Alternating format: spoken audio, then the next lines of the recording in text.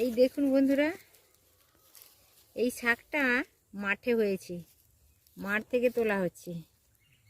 এই শাকটা হচ্ছে চিকনি শাক। এই বসন্তকালে এই শাকটা মাঠে হয়, বাড়িতে চাষ করলেও হয়। তবে এই শাক বসন্ত হামের হাত থেকে রক্ষা পাওয়ার জন্য এই শাক রান্না করে খান, হাতের কাছে যদি পান খুবই উপকার পাবেন। এই শাকটার নাম হচ্ছে চিকনি শাক। আমরা আমাদের মাঠে হয়েছে, তো মাঠ থেকে আমরা সংগ্রহ করে নিয়ে যাচ্ছি, তারপর রান্নাটা করব। ভিডিওটা দেখুন, আপনাদের সকলের উপকারে আসবে। দারুণ সুন্দর একটা শাক।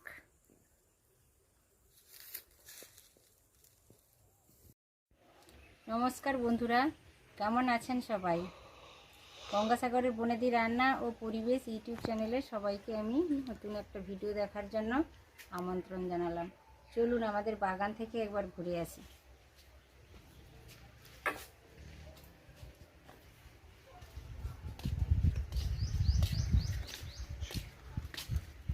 এখন তো ওয়েদার নয় গরম নয় ঠান্ডা, তো সিজন চেঞ্জে সবাই অসুস্থ হচ্ছে।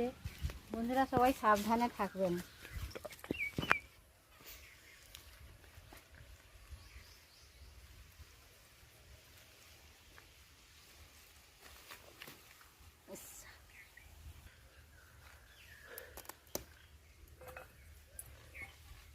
বাগান থেকে একটু বেগুন সংগ্রহ করে নিয়ে যাচ্ছি।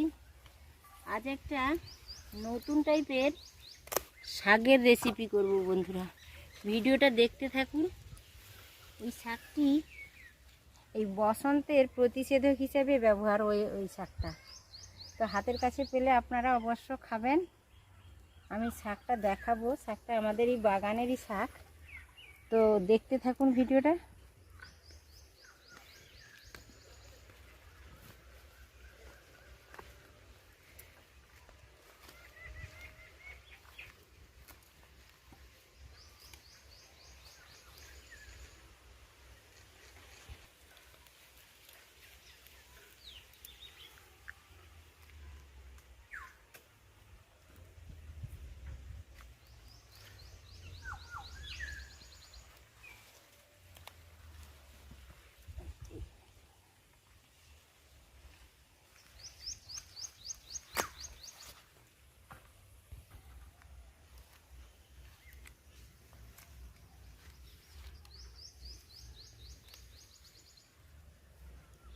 দুটো লঙ্কাও তুলে নিয়ে যাচ্ছি বন্ধুরা। যে শাকের তরকারিটা করব ওতে একটু বেশি পরিমাণ লঙ্কা লাগবে, লঙ্কা দিলে বেশ দারুণ লাগে, কাঁচা লঙ্কা দিলে খেতে দারুণ লাগে।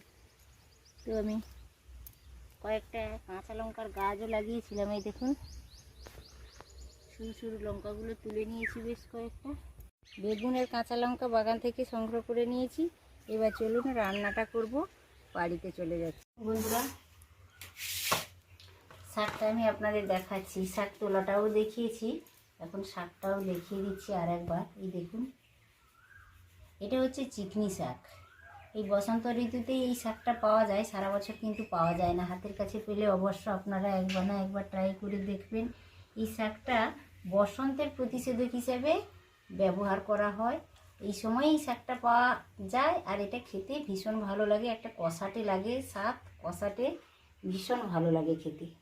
আর এই দেখুন ছোট সাইজের আলু, আমাদের বাগানে আলু হয়েছিল, তো সেই ছোট সাইজের আলুটা আমি এই আলু ভাজার মতো সরু সরু করে কেটে নিয়েছি।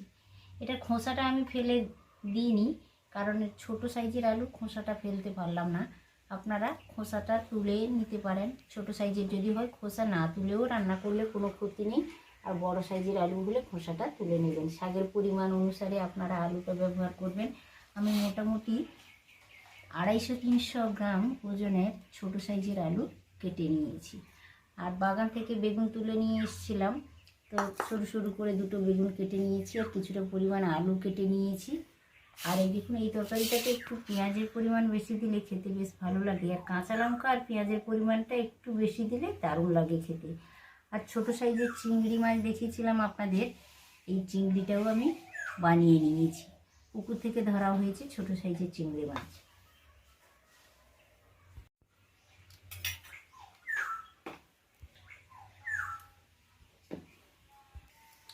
চিংড়িটাতে লবণ হলুদ দিয়ে ভালো করে মাখিয়ে নিলাম।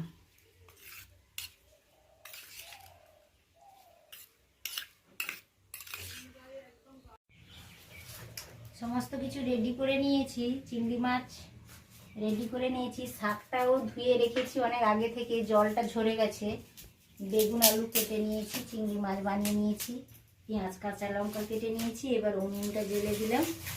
ভিডিওটা স্কিপ না করে শুরু থেকে শেষ পর্যন্ত দেখুন বন্ধুরা, আপনাদের সকলের কাজে আসবে। সরষা তেল দিয়ে দিলাম 2 টেবিল চামচ মতো। অল্প 5 ফোড়ন দিলাম।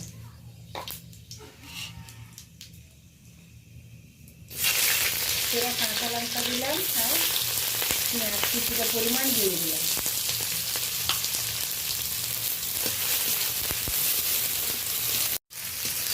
ফোড়নের সাথে পেঁয়াজ সেরা কাঁচা লঙ্কা দিয়েছি, এরই সাথে চিংড়ি মাছটাও দিয়ে দিলাম। আলাদা করে ভাজার দরকার নেই, কুচো চিংড়ি পেঁয়াজের সাথেই ভেজে নেবো, নাড়াচাড়া করার ফলে ভালোভাবে ভেজে নেব। কিছুটা পরিমাণ পেঁয়াজ আর কাঁচা লঙ্কা দিয়েছি, আর কিছুটা পরিমাণ রেখেছি, ওটা কিন্তু পরে লাগবে।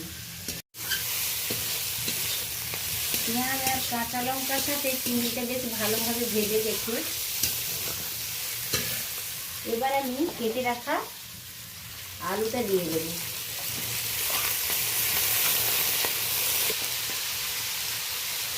হলুদ দিয়ে দিলাম, লবণ দিলাম,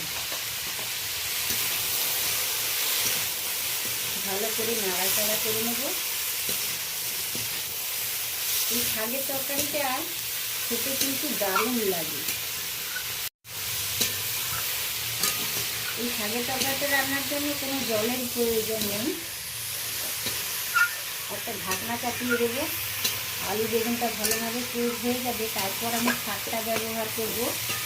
আর এই শাকের তরকারিটা খেতে কিন্তু দারুণ লাগে, এতটাই ভালো লাগে যে এটা দিয়েই সব ভাত খাওয়া হয়ে যায়। একটা ঢাকনা চাপিয়ে দিলাম।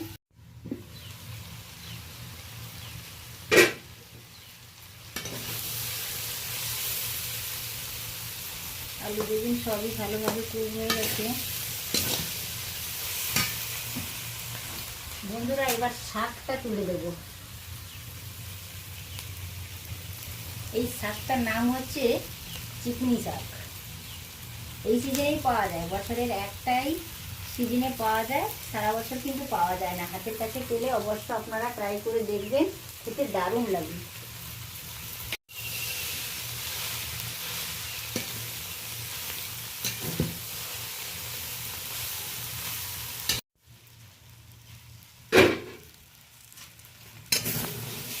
আলু আর বেগুনের সাথে চিংড়ি মাছের সাথে শাকটা একেবারেই মিশে গেছে।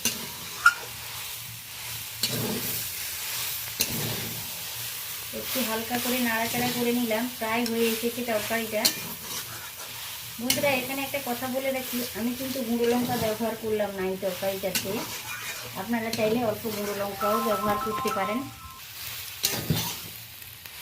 এখন আমি নামিয়ে নিচ্ছি।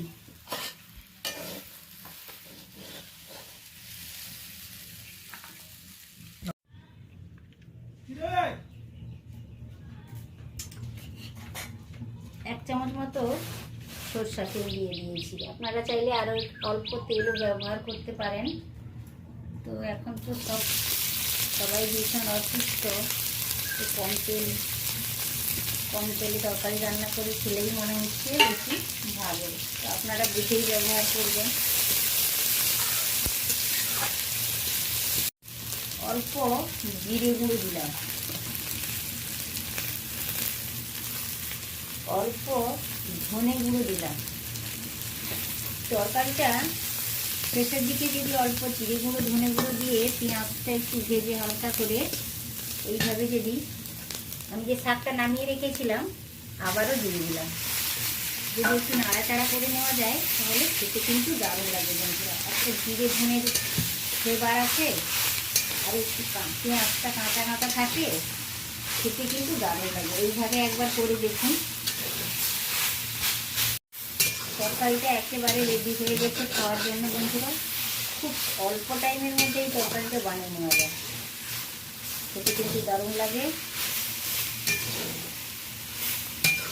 এই দেখুন বন্ধুরা, আলু বেগুন আর চিংড়ি মাছ দিয়ে চিকনি শাকের তরকারিটা একেবারে রেডি হয়ে গেছে। এই জাতীয় তরকারিতে একটু কাঁচা লঙ্কা আর একটু যদি পেঁয়াজ কেটে নিয়ে যদি খাওয়া যায় কিন্তু দারুণ লাগে খেতে বন্ধুরা। এইভাবে একবার দেখুন করে কেমন লাগে আমাকে অবশ্য কমেন্ট সেকশানে গিয়ে কমেন্ট করে জানাতে ভুলবেন না।